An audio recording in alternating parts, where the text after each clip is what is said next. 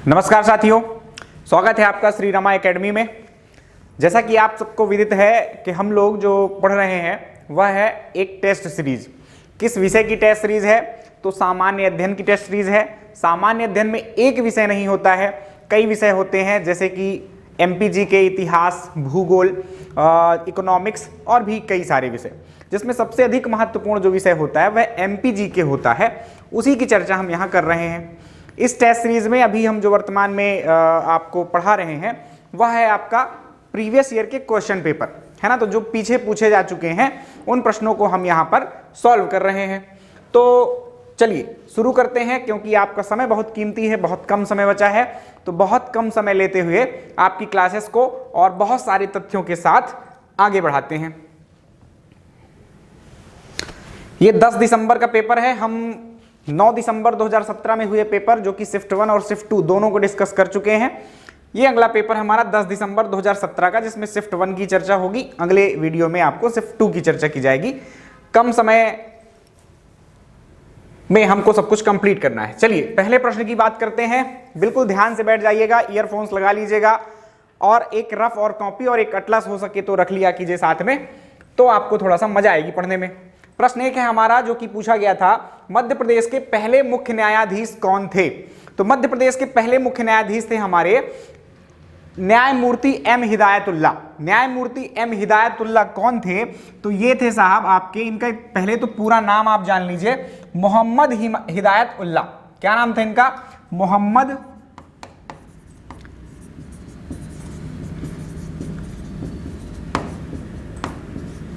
हिदायतुल्लाह। ये बहुत महत्वपूर्ण शख्सियत है आपके लिए मध्य प्रदेश के दृष्टिकोण से भी, और नेशनल लेवल पर जो एग्जाम्स होते हैं या राष्ट्र के दृष्टिकोण से आप देखें तो उसके दृष्टिकोण से भी यह नाम जो है आपके लिए बहुत महत्वपूर्ण है। कैसे महत्वपूर्ण है तो समझ लेते हैं। ये जो न्यायमूर्ति एम हिदायतुल्लाह है, वह अभी तो आपने जो फैक्ट देखा है वह कौन थे? मध्य प्रदेश के मुख्य न्यायाधीश थे। मतलब आपके मध्य प्रदेश के हाई कोर्ट के जो चीफ जस्टिस होते हैं वो आपके पहले मुख्य न्यायाधीश यही बने थे। दूसरी बात क्या महत्वपूर्ण है, राष्ट्रीय स्तर पर क्या महत्वपूर्ण बात है, तो यह आपके भारत के चीफ जस्टिस भी रह चुके हैं, सुप्रीम कोर्ट के चीफ जस्टिस भी रह चुके हैं। क्या तथ्य बन सकते हैं राष्ट्र लेवल पर इसमें? तो आपको पूछा जाता है कि पहले भारत के मुस्लिम आपके मुख्य न्यायाधीश कौन बने थे? तो आपके एम हिदायतुल्लाह ही हैं। उपराष्ट्रपति, राष्ट्रपति, ऐसे बड़े पदों के आपको नाम याद करने पड़ते हैं काल के साथ, तो यहाँ पर उपराष्ट्रपति भी ये रह चुके हैं एम हिदायतुल्लाह साहब। तो इस दृष्टिकोण से नेशनल लेवल पर आपके लिए महत्वपूर्ण शख्सियत हो जाते हैं। तो ये थे आपके एम हिदायतुल्लाह। आइए कुछ और जानकारी प्राप्त करते हैं आपके हाई कोर्ट के संबंध में। आपको पता होगा कि उच्च न्यायालय जो होता है वो अनुच्छेद 214 के तहत गठित किया जाता है। किसके तहत? अनुच्छेद 214 के तहत। इन्हीं संख्याओं का इस्तेमाल करते एक और फैक्ट ध्यान रखिएगा आप लोग, अनुच्छेद 124 इसके तहत क्या गठित किया जाता है? तो सुप्रीम कोर्ट का गठन किया जाता है। ये उसकी स्थापना की जाती है अनुच्छेद 124 के तहत भारतीय संविधान के। तत्पश्चात हम बात करें कि हमारे मध्य प्रदेश में क्या संक्षिप्त इतिहास रहा है हाई कोर्ट का, तो आपको पता है जैसे अंग्रेजों का शासन था 1935 ईस्वी में जो आपका अधिनियम आया था, भारत शासन अधिनियम, उसके तहत आपके मध्य प्रदेश में, यानी जो पूर्व मध्य प्रदेश था, जिसे हम सीपी एवं बरार के नाम से जानते थे, उसकी राजधानी नागपुर हुआ करती थी। तो नागपुर में आपके हाई कोर्ट स्थापित किया गया था, उच्च न्यायालय स्थापित किया गया था। तत्पश्चात 1956 में राज्य के गठन के पश्चात जबलपुर में इसका स्थानांतरण कर दिया गया था। यह एक मुख्य पीठ थी। बाद में जनसंख्या और क्षेत्र को देखते हुए हमने 2 खंडपीठें भी निर्मित की हैं। एक खंडपीठ आपके ग्वालियर में है और दूसरी खंडपीठ आपके इंदौर में है। एक है ग्वालियर में और एक है इंदौर में। भोपाल की चर्चा कहीं ना कहीं आप सुनते रहते होंगे, तो इसे प्रस्तावित की श्रेणी में रखना है। अभी फिलहाल कोई चर्चा नहीं है, अभी 2 ही खंडपीठ रहेंगी। कुछ समय के लिए ये बातें दूर है। अभी कुछ और बात करें तो वर्तमान में मुख्य न्यायाधीश कौन है? बिल्कुल करंट का डेटा दूंगा आपको, सब कुछ ऑफिशियल रहेगा, यह ध्यान रखिएगा। मेरे वीडियो लेक्चर्स की ये विशेषता रहेगी। रवि विजय कुमार मलिमथ वर्तमान में ये क्या है? आपके चीफ जस्टिस है आपके एमपी के। ठीक, कुछ 3-4 महीने और रहने वाले हैं, जब तक आपका एग्जाम होगा तब तक तो यही व्यक्ति रहने वाले हैं, तो बेफिक्र रहिएगा, इनको याद कर लीजिएगा।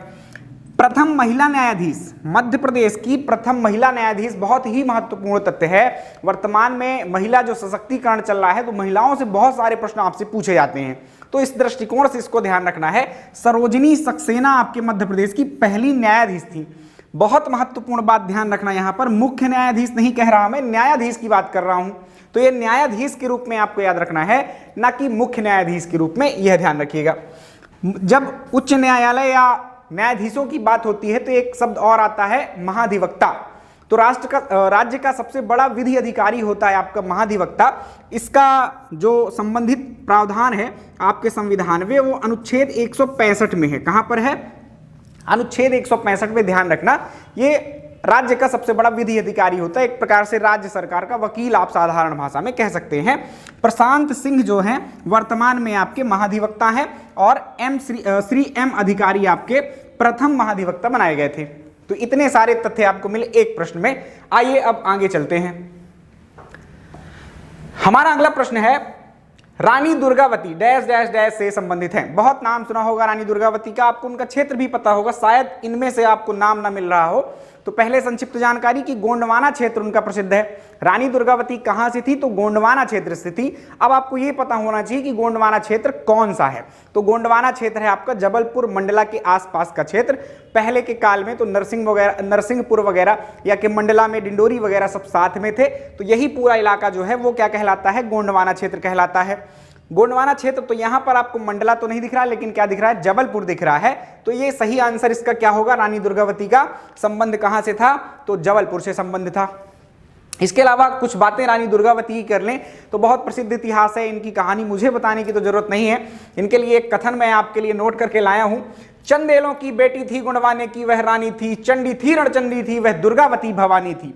तो बहुत ही बड़े जिगर वाली आप कह सकते हैं इनको, क्योंकि उस काल में आप सोचिए महिलाओं की क्या स्थिति थी। महिलाओं की स्थिति बोल रहा हूं, उसमें रानियां भी शामिल थी, है ना। रानियों की कोई उच्च दशा नहीं हुआ करती थी। आप जानते होंगे, शासकों को पढ़ते होंगे, तो बहुत कुछ विशेष अधिकार उनको नहीं हुआ करते थे। तो उस परिस्थिति में इतना बड़ा काम करना, अकबर जैसे शासक से लोहा लेना बहुत बड़ी बात थी। इसीलिए आज आप इनको महानतम श्रेणियों में रखते हैं और इतिहास के पन्नों में आज आप इनको ऊंचे दर्जे पर देखते हैं। बात करते हैं थोड़ा सा गोंड वंश की। तो कहां की शासिका थी ये, किस वंश की शासिका थी? तो आपको पता होगा गोंड जो जनजाति आप वर्तमान में पढ़ते हैं उससे संबंधित कुछ राजवंश हुए हैं, उसमें से ही आपकी रानी दुर्गावती निकलकर सामने आती है। तो ये जो गोंडवाना वंश का इतिहास है, थोड़ा सा संक्षिप्त में, किसी भी वंश को पढ़ने का सबसे बेस्ट तरीका यही है, संक्षिप्त रूप में आपको समझना है किसी वंश को। कि कोई आपसे कहे दे गुप्त काल के बारे में बताइए, मौर्य काल के बारे में बताइए, या किसी भी काल के बारे में बताना हो, तो ये बढ़िया तरीका है कि आप उसका शासन काल याद रखिए कि कब से कब तक किसी साम्राज्य का शासन था या कि वंश का शासन था, उसका साम्राज्य विस्तार कहां से कहां तक उसका साम्राज्य था, क्या राजधानियां रही, पहले कुछ और होती हैं बाद में कुछ और, तो सब आपसे पूछे जाते हैं। उसके पश्चात उस वंश के प्रमुख शासक और कुछ विशेष, उन शासकों से ही रिलेटेड कुछ विशेष बातें आपको याद रखनी चाहिए। चाहिए संक्षिप्त में बता देता हूं। इस वंश के पहले शासक जैसा कि आप देख पा रहे हैं यादव राय थे, जिनका काल भी मैंने बहुत मुश्किल से ढूंढा है ना। ये चीजें क्या है, थोड़ा सा ऑथेंटिक नहीं मिलती हैं, प्रॉपर नहीं मिलती हैं, तो बड़ी मुश्किल हो जाती है। 1328 से 1440 ये इनका काल है। तो आप इनके काल को मान सकते हैं कि 14वीं शताब्दी से इस वंश की क्या हुई थी, शुरुआत हुई थी, और 17वीं शताब्दी तक मुख्य रूप से, है ना। ये तो बाद तक आपकी स्वतंत्रता तक भी इसके वंशज जो है तो शासन करते दिखाई देते हैं, किंतु मुख्य रूप से 17वीं शताब्दी तक ही था, जो कि आपका हृदय शाह वगैरह जो शासक थे उस काल तक। कहां शासन था इनका? तो आपको कई नाम याद रखने पड़ सकते हैं, गढ़मंडला, गोंडवाना, गढ़कटंगा, महाकौशल, जबलपुर या मंडला क्षेत्र, ऐसे कई सारे नामों से आपसे प्रश्न आ सकते हैं। तो ये क्षेत्रों को याद रखिएगा, गढ़मंडला, गोंडवाना, गढ़कटंगा, ऐसे कई नामों से, राइट। कौन सा क्षेत्र है? तो क्षेत्र वही है जबलपुर और मंडला के आसपास का क्षेत्र। राजधानियों की बात करें तो प्रारंभिक राजधानी इनकी सिंगोरगढ़ थी। क्या थी? सिंगोरगढ़। जगह भी मैंने ढूंढ कर रखी है आपके लिए, जबेरा, बिल्कुल दमोह के दक्षिणवर्ती क्षेत्र में आपके जबेरा तहसील है, वहां पर ये सिंगोरगढ़ आपको मिलता है। वहां पर सिंगोरगढ़ का किला भी है, जिसका निर्माण आपके संग्राम शाह ने करवाया था। चौरागढ़, जब आक्रमण हुआ तो रानी के ऊपर आक्रमण के पश्चात उन्होंने अपने बेटे को कहां भेज दिया था? चौरागढ़। और उसके बाद आक्रमण के बाद, अकबर के आक्रमण के बाद, ये राजधानी आपकी चौरागढ़ ही बन गई थी। वर्तमान में ये नरसिंहपुर में है, किंतु पहले जबलपुर जिला ही हुआ करता था, नरसिंहपुर बाद में उससे अलग हुआ है। हृदय शाह जो अंतिम शासक थे इस वंश के, उनके काल तक ये राजधानी पहुंच जाती है रामनगर में, जो कि मंडला से लगभग 17 किलोमीटर दूर पूर्व में स्थित है। यादव राय इस वंश के संस्थापक थे। वीर नारायण के संरक्षिका के रूप में शासन कर रही थी एक्चुअली दुर्गावती। तो इस वंश की सबसे महान शासिका आप कह सकते हैं दुर्गावती को। हृदय शाह इस वंश के अंतिम शासक थे। अभी अभी गोंड शासिका रानी कमलापति के नाम पर जो है तो आपके हबीबगंज स्टेशन का नामकरण किया गया है। तो ये संक्षिप्त जानकारी थी गोंड वंश की और रानी दुर्गावती की। अगले प्रश्न पर चलते हैं। अगला प्रश्न है हमारा, मध्य प्रदेश में प्रतिभूति कागज कारखाना कहाँ स्थित है? प्रतिभूति कागज कारखाना, कंफ्यूजन हो सकता है, कई कई नामों से ये प्रश्न आ जाते हैं। सिक्योरिटी पेपर मिल, प्रतिभूति कागज कारखाना, तो परेशान नहीं होना है, अर्थ समझ लेना है। प्रतिभूति कागज क्या होते हैं आपको ये पता होना चाहिए। तो कुछ जो सरकारी दस्तावेज होते हैं वो विशेष पत्रों या प्रपत्रों में क्या किए जाते हैं, छापे जाते हैं। तो वही जो कागज या दस्तावेज होते हैं जो विशेष, जिस पर नोट छापी जाती है, स्टाम्प छापे जाते हैं, ऐसे कुछ कागज जो है तो विशेष माने जाते हैं, उनको ही हम क्या कहते हैं, प्रतिभूति कागज कहते हैं। हालांकि इसका एक और अर्थ आप जैसे बॉन्ड वगैरह या बंध पत्र वगैरह समझते हैं, उससे भी लिया जा सकता है। तो प्रतिभूति कागज कारखाना यानी कि भाई प्रतिभूति कागज बनता कहाँ है, ये कहाँ है, आपके मध्य प्रदेश में यह प्रश्न पूछा गया है। हालांकि यह सबको ज्ञात होगा, यह है आपके होशंगाबाद जिले में, जिसका नाम वर्तमान में नर्मदापुरम कर दिया गया है। चलिए, तो इसकी स्थापना कब हुई थी, थोड़ा सा जानकारी ले लेते हैं। इसकी स्थापना 1968 में हुई थी। क्या काम किया जाता है, तो यहाँ पर सुरक्षा पत्र वगैरह जो है तो छापे जाते हैं। उसमें क्या हो सकता है, करेंसी नोट हो सकती है, कोई भी स्टाम्प पेपर हो सकता है, इन सब की छपाई यहाँ पर की जाती है। इन सब चीज़ों की जो संचालन होता है या ऑपरेशन होता है वो केंद्र सरकार के द्वारा किया जाता है। तो ये एक संक्षिप्त जानकारी थी आपकी सिक्योरिटी पेपर मिल की। चलिए, बैंक के जो नोट है, नोट छापने के एक कारखाना, इनसे मिलते जुलते कुछ प्रश्न है, आप याद रख सकते हैं, वो देवास में है, याद रखिएगा। और एक न्यूज पेपर प्रिंट जो कारखाना है वो आपको ध्यान रखना है, आपके नेपा नगर में है ना। तो न्यूज और नेपा एक जैसे ही मिलते जुलते हैं तो आसानी से याद हो जाएगा। एक अमलाई पेपर मिल भी है जो कि आपके अनूपपुर में वर्तमान में है, पहले शहडोल हुआ करती थी वो। तो कागज के कारखाने मैंने चारों आपको बता दिए। अगला प्रश्न ले लेते हैं, सिंगरौली जिले का जिला मुख्यालय कहाँ है? बहुत सरल सा प्रश्न है, पर कुछ लोगों के लिए ये थोड़ा सा अतरंगी यानी चितरंगी यानी कुछ भी हो सकता है। चलिए, तो देख लेते हैं सिंगरौली जिले का मुख्यालय क्या है। रेयर केस में ही ऐसा होता है कि कोई जिला होता है या कोई संभाग होता है, उसका मुख्यालय कहीं उस नगर के बाहर या कि दूसरे नगर में बनाया जाता है। तो सिंगरौली एक्चुअली जिले का नाम है, एक नगर भी है वहां पर स्थित, या तहसील आप कह सकते हैं। लेकिन जहां पर प्रशासनिक कार्य होते हैं, जहां पर कलेक्ट्रेट स्थित होगा, जहां पर अधीक्षक कार्यालय स्थित होगा, वो सब कहाँ स्थित है यहाँ पर? तो बैढ़न एक नगर है वहां पर, यहाँ पर स्थित है आपके सिंगरौली जिले का मुख्यालय। तो इसको ध्यान रखना है, सिंगरौली का मुख्यालय कहाँ स्थित है? तो बैढ़न में स्थित है, बड़ा प्रसिद्ध वहां का एक स्थान है। आप लोकेशन देखना चाहें तो इस मैप में देख सकते हैं, ये आपको दिखाई दे रहा होगा सिंगरौली। क्या दिख रहा है? सिंगरौली दिख रहा है। यहां पर आपको, हालांकि इस मैप में नहीं दिख रहा है आपको बैढ़न, मैं आपको लोकेट कर देता हूं। ये जो आपका रिहंद बांध दिख रहा है, थोड़ा सा छत्तीसगढ़ और मध्य प्रदेश की सीमा पर रिहंद नदी पर बना हुआ है, यहां पर आपका क्या स्थित है? बैढ़न।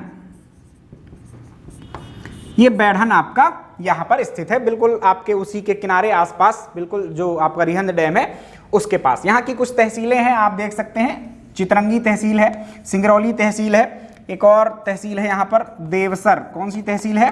देवसर। तो इनके नाम याद करते जाइएगा, कहीं ना कहीं कुछ ना कुछ आता रहता है। यहाँ पर आपको जो चीज़ दिख रही होगी, एक बात और खास, माड़ा की गुफाएं या माड़ा आप कह सकते हैं सामान्य भाषा में।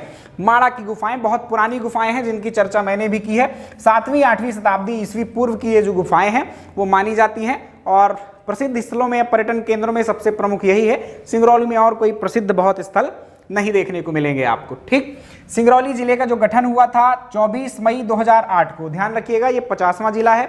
इसके पूर्व अलीराजपुर का गठन 17 मई 2008 को हो चुका था। तो 2 जिले 2008 में गठित होते हैं, 17 मई 2008 को अलीराजपुर 49वां जिला, 50वां जिला 24 मई 2008 को आपको सिंगरौली बनता है। चूंकि यहाँ पर कोयले के बहुत ज्यादा निक्षेप पाए जाते हैं, बहुत सारे ताप विद्युत केंद्रों की स्थापना की गई है, इस हेतु इसे ऊर्जा राजधानी के रूप में क्या किया गया है? अभिहित किया गया है। तो ये कुछ संक्षिप्त जानकारी थी हमारे सिंगरौली के संबंध में। अच्छी लगी होगी तो थोड़ा सा लाइक कर देना है, आप थोड़ा सा करिएगा, मैं उसको पूरा एक्सेप्ट कर लूंगा, चिंता नहीं करना है। आइए प्यारे विद्यार्थियों, अगले प्रश्न पर चलते हैं। अगला प्रश्न है हमारा सतना का गोला मठ। बहुत बार बता चुका हूं मैं, जब भी क्लास लेता हूं मैं जानकारियां आपको एक्स्ट्रा थोड़ा सा देता रहता हूं। देखिए, मंदिर पिछले भी हमारे सेशन में बहुत सारे देखे थे अपन ने, यहां भी देखिए मंदिर फिर से पूछ लिया गया है। तो मंदिरों का खास ख्याल रखना है आपको, मंदिरों की बेहतर सूची बनाकर उसको अच्छे से अध्ययन करना है।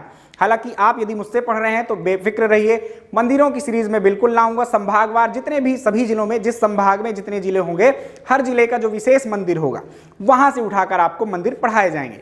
ध्यान रखिएगा, सरकारी आंकड़ों पर जो चीजें दिखाई दें आपको वो महत्वपूर्ण है। व्यापम या कि पीईबी या कि जो भी इसका नाम चेंज होता रहता है समय समय पर, इसमें जो भी चीजें आती हैं वो क्या कहीं ना कहीं किसी सरकारी वेबसाइट या कहीं ना कहीं ऑथेंटिक चीजों से ही ये उठाता है। तो आपको थोड़ा सा सरकारी आंकड़े या किताबों को छान मारना होगा, इस तरह से आपको पढ़ना होगा। तो सतना में गोला मठ कहाँ स्थित है यह पूछा गया है आपसे। सतना की ही एक जगह दी गई हैं, इनमें से ज्यादातर तो ये तहसीलें ही हैं। मैहर तहसील है, नागौद तहसील है और रघुराज नगर तहसील है। तो गोला मठ मैहर एक तहसील है, वहां पर ये गोला मठ आपका पाया जाता है। बहुत प्राचीन मंदिर है। तस्वीर तो इसकी थोड़ा सा नहीं ऐड कर पाया मैं आपके लिए, पर जानकारी ऐड है। गोला मठ जो है तो भगवान शिव का मंदिर है। मंदिर में कोई भी बात होगी पहले तो याद रखिए कि वो स्थित कहाँ है, दूसरी बात याद रखिए कि किस प्रभु या किस ईश्वर को समर्पित किया गया है, विष्णु को है कि शिव को है, किसको है। तो यहाँ पर भगवान शिव को यह समर्पित मंदिर है। किस काल का है यह भी ध्यान रखना है, बहुत महत्वपूर्ण बात है ये। आप पीछे प्रश्न भी देख चुके हैं कि कोई चीज किस काल की है। तो ये आपके कलचुरी काल का, कलचुरी एक वंश था आपके मध्य प्रदेश का जिसकी राजधानी त्रिपुरी हुआ करती थी, जबलपुर में स्थित। वर्तमान तेवर ही उस टाइम का त्रिपुरी हुआ करता था। 10वीं और 11वीं शताब्दी ईस्वी का ये मंदिर है। तो प्राचीन चीजें आपसे पूछी जाती हैं, ध्यान रखना है। यहाँ पर मैहर में एक त्रिकुटा पहाड़ है जिसमें सबसे प्रसिद्ध चीज यहाँ की मैहर की देवी शारदा का मंदिर है। तो ये ध्यान रखना, देवी शारदा का मंदिर मध्य प्रदेश में कहाँ पर है, तो मैहर के त्रिकुटा पहाड़ में है। उस्ताद अलाउद्दीन खां जो कि संगीतकार थे, इनका भी संबंध मैहर से है। हालांकि इनका जन्म त्रिपुरा में हुआ था, किंतु इनकी कर्मस्थली जो रही है वह मध्य प्रदेश का मैहर ही रहा है। चलिए आगे बढ़ते हैं। संक्षिप्त में जानकारी हमने प्राप्त की है जिसमें से कम हर प्रश्न में आपको 10 फैक्ट तो मिल ही जाते हैं। ध्यान से बैठना है, ध्यान से सुनना है। मेरी गति तेज ही रहती है क्योंकि मैं आपके समय की कीमत समझता हूं। चलिए प्रश्न 6, मुरैना में 8वीं से 9वीं शताब्दी का, मुरैना जिला है, 8वीं से 9वीं शताब्दी का के दौरान 22 मंदिरों का समूह कहाँ स्थित है। तो ये मुरैना में क्या है, कई सारे मंदिर मिलते जा रहे हैं वर्तमान में, पहले मिले और फिर वर्तमान में अभी भी खोज जारी है। जंगल वाले इलाकों में यहाँ पर कई मंदिर मिलते जा रहे हैं, वो भी बहुत सारी संख्या में मिल रहे हैं। तो चलिए इसका उत्तर जान लेते हैं। 8वीं और 9वीं शताब्दी का है, 22 मंदिरों का समूह है। हालांकि थोड़ा सा ये गड़बड़ तथ्य है, वहां पर एक्चुअली 23 मंदिर है ना, जो सरकारी वेबसाइट्स बताती हैं ये डेटा, वो कितने मंदिर हैं, 23 मंदिर हैं। नरेसर नामक जगह पर स्थित है। तो नरेसर या नरेश्वर भी कह देते हैं कई बार, या नरेसरा भी इसका नाम है। तो कुछ भी आप जब भी सर्च करें तो नरेसरा या नरेसर लिख देंगे तो आपको इस मंदिर की जानकारी मिल जाएगी। ये मंदिर खंडहर के रूप में बिखरे हुए थे, है ना। इनको बाद में खोज की गई और इनको समेटा गया और वर्तमान में जो भी उनके टुकड़े मिले उसको सहेज कर, इकट्ठा कर, थोड़ा सा मंदिर के शेप में नई वर्तमान में जो टेक्नोलॉजी सीमेंट वगैरह है उससे जोड़कर थोड़ा मंदिर स्वरूप देने का प्रयास किया गया है। 8वीं शताब्दी में कन्नौज के यशोवर्मन और अमरज, ये जो आपका वंश था, गुर्जर प्रतिहार, जिसकी राजधानी क्या थी, कन्नौज थी। उत्तर प्रदेश में कन्नौज है जिसका पुराना नाम कान्यकुब्ज था, वहां से ये शासन किया करते थे। इनका क्षेत्र मध्य प्रदेश के उत्तरवर्ती क्षेत्रों में भी आया करता था। तो उसका प्रसिद्ध शासक एक यशोवर्मन था। अमरस तो नॉर्मल शासक है, आप इसको भूल भी सकते हैं। तो इन शासकों ने इसका निर्माण करवाया था। हालांकि यह विवादित है, अभी के लिए आप इतना ही याद रखिएगा। ये कहीं कहीं 3री से 7वीं शताब्दी मिलता है और कहीं कहीं 8वीं से 12वीं शताब्दी भी मिलता है। हालांकि आपको उत्तर ज्ञात हो गया है तो परेशानी नहीं है। तो शैली है इनकी प्रतिहार शैली इन मंदिरों के निर्माण की। बाकी जानकारी मैंने आपको दे दी है कि बहुत सारे बिखरे मंदिर पड़े हुए थे, टूटे टाटे, उनको एक करके फिर मंदिर का स्वरूप वर्तमान में दिया गया है। जंगल इलाके में है, पहाड़ी क्रॉस करके आपको पहुंचना पड़ता है। मुरैना के कुछ अन्य महत्वपूर्ण मंदिर हैं, बहुत ही महत्वपूर्ण है ना, ये बहुत महत्वपूर्ण मंदिर है, ध्यान रखना। शनिश्चरा महादेव मंदिर बहुत प्रसिद्ध है मुरैना के लोगों के लिए। शनिश्चरा महादेव जो मंदिर है वो, इसके अलावा बटेश्वर महादेव मंदिर, कौन सा मंदिर, बटेश्वर महादेव मंदिर। ये बटेश्वर महादेव मंदिर भी भाई ऐसा ही है, सेम नरेसरा के जैसा मंदिर है ये।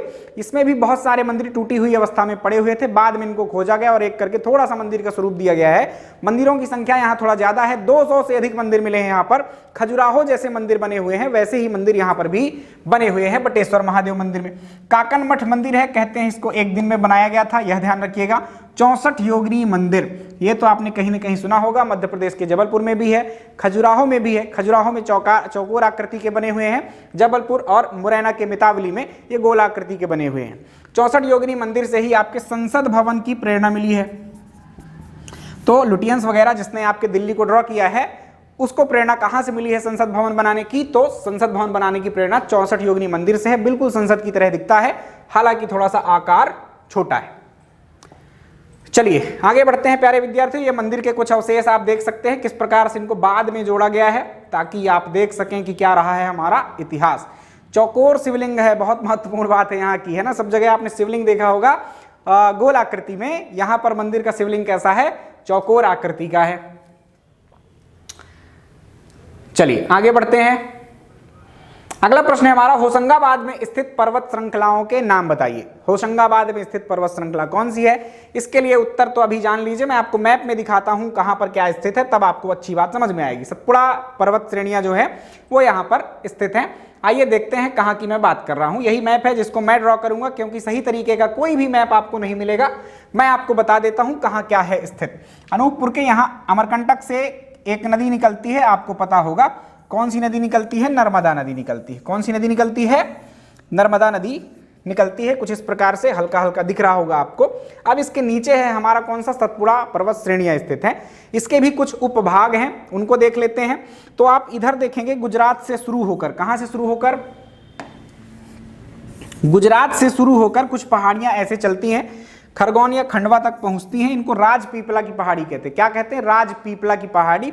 और यहां पर आपके खंडवा में बुरहानपुर दर्रा भी है, जो कि पहाड़ियों के बीच का गैप कहलाता है। ठीक, इसके अलावा बीच में पूरा ये जो होशंगाबाद, बैतूल, छिंदवाड़ा ये इलाका है, यहां पर एक पूरी पर्वत श्रेणी स्थित है, एक श्रेणी स्थित है। इस प्रकार से ये पूरी पर्वत श्रेणी को ही हम कहते हैं सतपुड़ा। वास्तव में एक पूरा ओवरऑल देखें अपन तो पूरे को ही सतपुड़ा पर्वत श्रेणी कहते हैं, लेकिन उसको भी बांटें यदि हम तो एक हो गया राजपीपला, दूसरा हो गया पूरा सतपुड़ा। सतपुड़ा को भी दो भागों में बांटते हैं हम। सतपुड़ा में एक भाग होता है महादेव पर्वत श्रेणी। कौन सा है? महादेव पर्वत श्रेणी। उसके अलावा फिर बैतूल की जो ताप्ती नदी ऐसे बहती है, उसके नीचे या कि आसपास से आपकी एक पर्वत श्रेणी ग्वालीगढ़ दिखाई देती है। तो एक हो गया राजपीपला, दूसरा हो गया सतपुड़ा। सतपुड़ा के अंदर भी कौन सा हो गया? एक महादेव श्रेणी और दूसरा आपका ग्वालीगढ़ श्रेणी हो गया। एक तीसरी और महत्वपूर्ण बात याद रखिएगा, अर्धचंद्राकार आकृति में मैकल श्रेणियां विस्तृत हैं उसके आगे। तो चार भाग आप एक प्रकार से सीधा सीधा कह सकते हैं। राजपीपला, महादेव, ग्वालीगढ़ और मैकल श्रेणी जो है वो आपके जो सतपुड़ा पर्वत तंत्र हमारे यहाँ फैला हुआ है उसके भाग हैं। तो अब आपको क्या पूछा गया कि होशंगाबाद में कौन सा पर्वत श्रेणी है, तो अभी मैंने कॉन्सेप्ट क्लियर किया है कि यहां पर कौन सी पर्वत श्रेणियां आएंगी, सतपुड़ा जो ऑप्शन में है, हमें उससे ढूंढना है। कभी महादेव श्रेणी दे दे तो वो भी सही आंसर आपका हो जाएगा। चलिए यहां तक समझ में आ गया होगा। थोड़ा सा सपोर्ट करना पड़ेगा, आपके सपोर्ट के बिना काम आगे नहीं बढ़ता है, आपको पता होगा। बहुत मेहनत लगती है एक छोटे से लेक्चर को रिकॉर्ड करने में। लाइक जरूर कर दीजिएगा और अपने दोस्तों को बता दीजिएगा कि ऐसी सीरीज एक हमारी चल रही है। वादा करता हूं आप निराश नहीं होंगे। मध्य प्रदेश जीके में बहुत प्रामाणिक डेटा आपको मैं प्रोवाइड कराऊंगा और बहुत सिस्टमेटिक तरीके से प्रोवाइड कराऊंगा। 8वें प्रश्न पर चलते हैं। किस नदी तट पर बालाघाट स्थित है? तो नदियों को पढ़ने का तरीका मैंने पहले भी आपको सिखाया है, वापस से सिखा देता हूं। यहां पर अब नदी की बात आई है तो हम नदी की बात तो निश्चित ही करेंगे। किसी नदी के बारे में जानकारी आपको प्राप्त करना हो संक्षिप्त में, क्या हमको याद नहीं रहते? तथ्य हमको पता होते हैं पर क्रमबद्धता से याद नहीं रहते। तो नदियों को पढ़ने का जो तरीका है, पहले आप याद करें उद्गम नदी का, तत्पश्चात वह कहां कहां से प्रवाहित होती है उसका प्रवाह क्षेत्र याद करें, तत्पश्चात वो कहां जाकर गिर जा रही है या मिल जा रही है, उसका संगम कहां है वो याद करें। फिर उसके बाद उसकी सहायक नदियां देख लीजिए, उस नदी के कोई उपनाम है तो वो देख लीजिए, उसके किनारे स्थित कोई तटीय नगर है तो वो देख लीजिए, परियोजनाएं देख लीजिए, जलप्रपात देख लीजिए। उसके इतर कोई तथ्य बचता है तो फिर उसको एक विशेष पॉइंट बनाकर आप विशेष तथ्य ही लिख देना है और उनके तथ्यों को लिख लेना है। तो इस प्रकार से आपको चीजें लंबे समय तक या एक ही प्रणाली से सभी नदियां याद रह जाती हैं। ये मेरा तरीका है। तो बालाघाट को देख लेते हैं। आपको पता होगा बेनगंगा नदी ही इसका सही आंसर होगा। थोड़ा सा आपको बालाघाट का मैप दिखा देते हैं, उसमें कहां पर ये नदी बह रही है ये भी दिखा देते हैं। वेनगंगा नदी कहां से आती है तो आपको ध्यान रखना होगा सिवनी से। कहां से आती है? सिवनी से बहती हुई आती है। ये आपको बड़े अक्षरों में, बोल्ड अक्षरों में बालाघाट लिखा हुआ दिख जाएगा। इसी के बिल्कुल बीच से देखो आपको दिख रही होगी एक धारा, ब्लू कलर की धारा है, ये वेनगंगा नदी है ना। तो वेनगंगा नदी के किनारे कौन सा नगर है? तो ये नगर है आपका कौन सा? बालाघाट। आइए वेनगंगा नदी की संक्षिप्त चर्चा कर लेते हैं। तो वेनगंगा नदी का जो उद्गम होता है किस जिले से होता है? तो सिवनी जिले से होता है। वहां पर भी ध्यान रखना आपका कई सारे प्रश्न ये सब किस लेवल के हैं? तो व्यापम स्तर के ही प्रश्न है ये सब। मुंडारा गांव कह सकते हैं आप। रजोला ताल मतलब एक कुंड या झील जैसा है, रजोला ताल, ये ऑप्शन में आ जाए तो इसको लगा देना है। नहीं तो सबसे कॉमन जो पूछा जाने वाला है ये परसवाड़ा का पठार है। तो सिवनी जिले के परसवाड़ा के पठार से सिवनी जिले का जो आपकी नदी है वैनगंगा, उसका उद्गम होता है। एक आपने गंगा पढ़ी होगी और एक आपने वैनगंगा पढ़ ली। वैनगंगा गंगा मिलता जुलता है, ट्रिक बता देता हूं याद करने के लिए। तो पसर जाना है ना, एक शब्द होता है, लेट जाना पसरने का मतलब है। पसर देवी के मंदिर भी फेमस है बहुत सारे आपके नरवर वगैरह में। तो जो गंगा है बहुत महान नदी है और छोटी बहन मान सकते हैं आप वैनगंगा को। तो बड़ी बहन को देखकर सीधे नदी ये पसर जाती है, ऐसा आप समझ लीजिए। तो परसवाड़ा का पठार आपको ऐसा याद हो जाएगा, राइट। तो सिवनी जिले से इसका उद्गम होता है। अर्धचंद्राकार आकृति में बह रही होती है ये। और कहाँ कहाँ से बहती है, तो सिवनी और बालाघाट से मध्य प्रदेश की बहती है। उसके अलावा भंडारा वगैरह जो जिले हैं तेलंगाना वगैरह की सीमा में ये बहते हुए जाकर गोदावरी नदी से मिल जाती है। एक बहुत महत्वपूर्ण तथ्य है, इसका प्राणहिता नाम भी है। जहां पर वर्धा नदी जो कि मध्य प्रदेश के बैतूल के वर्धन शिखर से निकलती है, जहां पर ये नदियां मिलती हैं दोनों, वर्धा और वैनगंगा, वहां से इसका नाम चेंज हो जाता है, प्राणहिता इसका नाम हो जाता है। किसकी सहायक है, तो गोदावरी की सहायक है, यह याद रखिएगा। 570 किलोमीटर कुल लेंथ है इसकी, टोटल लंबाई है। वर्धा, बावनथड़ी, थावर, कान्हा नदी, चंदन और देव नदी, ये इसकी सहायक नदियां हैं। थोड़ा ज्यादा लग रही होंगी तो अभी याद हो जाएगा, कोई दिक्कत नहीं है। वर्धा नदी तो अभी बात कर दी। वर्धा और वैनगंगा मिलकर क्या बनाती हैं, प्राणहिता का संगम बनाती हैं। बावनथड़ी एक परियोजना स्थित है आपके मंडला में, उसको भी याद ही करना पड़ेगा, तो कहीं परेशानी नहीं है। इस नदी को याद कर लेंगे तो आपको वो नाम याद रहेगा। थावर परियोजना भी स्थित है आपकी, कोई दिक्कत नहीं है।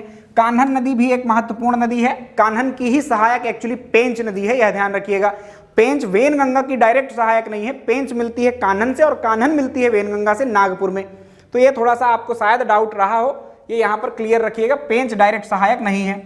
चंदन नदी भी याद रखिएगा, अभी काम आ जाएगा, और देव नदी भी याद रखिएगा, अभी नीचे ही हमारी जानकारी आएगी। वैनगंगा के कुछ उपनाम है, वेवा, वेया, दीदी, वेणी, बैना। तो सब बहन जैसे हैं ये, बेवा, वेया, दीदी, वैणी, बैना। अलग अलग भाषाओं में ये बैना, दीदी, बहना ऐसा कुछ प्रोनाउंसिएशन आ रहा है। तो ये नाम एक जैसे हैं, इनको याद रखिएगा, इनमें से कोई भी आएगा विकल्प आपको समझ में आ जाएगा। सिवनी जिले की जीवन रेखा भी कहते हैं, एक और महत्वपूर्ण तथ्य है ये। देखिए देव नदी की बात मैं कर रहा था ना, काम आएगा आगे। तो ये देव नदी इसकी सहायक नदी है, जिस पर मलधर जलप्रपात स्थित है, इंपॉर्टेंट है, बालाघाट जिले में स्थित है। गंगुलपारा जलप्रपात कान्हन नदी पर स्थित है, ये भी महत्वपूर्ण है, बालाघाट जिले में ही स्थित है। तो ये दो तथ्य और याद रखिए, बालाघाट और भंडारा। भंडारा कहाँ है, महाराष्ट्र में है, और बालाघाट मध्य प्रदेश में है। ये दोनों इसके तटीय नगर है। भीमगढ़ बांध या वैनगंगा परियोजना, जिसे हम संजय सरोवर परियोजना भी कहते हैं, ये आपके सिवनी में स्थित है, इसी नदी पर स्थित है। धुती बांध एक और महत्वपूर्ण बांध हो सकता है बालाघाट में, और नलसेहरा बांध जो कि आपके वैनगंगा में ही बालाघाट में बना हुआ है। तो परियोजनाएं भी खूब पूछी जाती है और खूब छोटी छोटी परियोजनाएं पूछी जाती हैं, तो आपको इस लेवल तक पढ़ना ही पड़ेगा। तो क्यों ना यहीं से शुरुआत कर दें आप, है ना, कहीं और से पढ़ने की क्या ही जरूरत है। चलिए अगले प्रश्न पर चलते हैं। अगला प्रश्न है हमारा, गांधी सागर अभ्यारण्य के पश्चिमी और पूर्वी भाग को अलग करने वाली नदी कौन सी है। तो आपको पता होगा कि गांधी सागर अभ्यारण्य किस नदी के किनारे बसा हुआ है, तो इसमें तो देखकर ही आपको ऑप्शन समझ में आ जाएगा। वह नदी आपकी चंबल नदी है।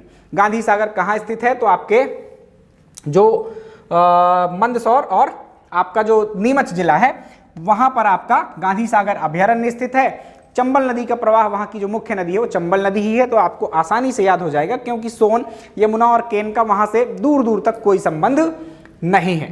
तो प्रश्न 9 है, जिसमें सही उत्तर चंबल है। बात कर लें थोड़ा सा गांधी सागर अभ्यारण्य की, तो संक्षिप्त में जानकारी है, मंदसौर और नीमच जिले में ये आता है। 1974 में इसकी स्थापना हुई थी। 368 वर्ग किलोमीटर क्षेत्रफल पर फैला हुआ है। एक मंदिर है चतुर्भुजनाथ मंदिर, जो कि इसके बीचों बीच आता है। लोग बाग वहां जंगल घूमने के साथ साथ इस मंदिर में दर्शन भी करते हैं। तो ये थी संक्षिप्त जानकारी आपके गांधी सागर अभ्यारण्य के। ऐसा कुछ रास्ता है, प्रवेश द्वार है, जिसकी तस्वीरें आपके लिए लिए गई है। ये मैं नहीं हूं, बिल्कुल ध्यान नहीं रखना है, ठीक। कोई व्यक्ति होगा जो खड़ा है। आइए, ये शिफ्ट 1 का अंतिम प्रश्न है, तो अंतिम प्रश्न को आराम से सॉल्व कर लेते हैं अपन और मजेदार जानकारियों के साथ। प्रश्न है, लोक सेवा वितरण गारंटी, लोक सेवा वितरण गारंटी पर कानून बनाने के लिए भारत का पहला राज्य कौन सा है, तो वो मध्य प्रदेश ही है। बहुत सारे मामलों में हमारा मध्य प्रदेश आगे रहता है, कुछ कर पाए या ना कर पाए आगे सबसे रहता है ना। हर चीज की घोषणा करने में मामा जी शिवराज सिंह चौहान जी जो है वो सबसे अग्रणी भूमिका निभाते हैं अपनी। ये आपको पता होगा कि मध्य प्रदेश है, उत्तर तो पता ही चल गया होगा। आइए इस कानून का या इस शब्द का मतलब समझकर इसका अर्थ समझ लेते हैं, कैसे आपको कॉन्सेप्ट निकालना है, कैसी अवधारणा है ये। लोक सेवा वितरण गारंटी। सिंपल सा नाम समझ में आ रहा होगा, लोक मतलब जन, जन यानी पीपल्स यानी आप लोग, है ना। सेवाएं, सेवाएं क्या होती हैं? बहुत सारी सर्विसेज जो आप लोग सरकार से प्राप्त करते हैं, जैसे कि आपको जन्म प्रमाण पत्र बनवाना है, जैसे कि आपको कोई परिचय पत्र बनवाना है, आधार कार्ड बनवाना है, इन सब के लिए आप आवेदन किसको देते हैं? सरकार को देते हैं। कोई ना कोई अधिकारी उसके लिए उत्तरदायी होता है जो कि यह कार्य करेगा। तो ये कानून जो है लोक सेवा के वितरण की गारंटी देता है, मतलब जो आपने आवेदन दिए हैं वो आपको मिलेगा ही मिलेगा और निर्धारित समय सीमा पर मिलेगा। ये एक बहुत शानदार सा कानून है, मध्य प्रदेश ने इस पर पहल की है, जिसको आप मामा जी को धन्यवाद कह सकते हैं इस बात के लिए कि समय पर आपको सारी चीजें जो है तो मिल जाती हैं।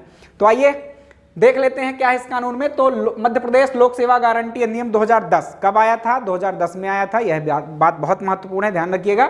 और क्या होता है इसमें? तो एक निर्धारित समय सीमा होती है हर सेवा के लिए, थोड़ा सा अलग अलग, जिसमें जितना समय लगना होता है उन सेवाओं के लिए अलग अलग क्या है टाइम लिमिट रख दी जाती है, कितने समय में ये सर्विस आपको यानी कि नागरिकों को प्रदान की जाएगी।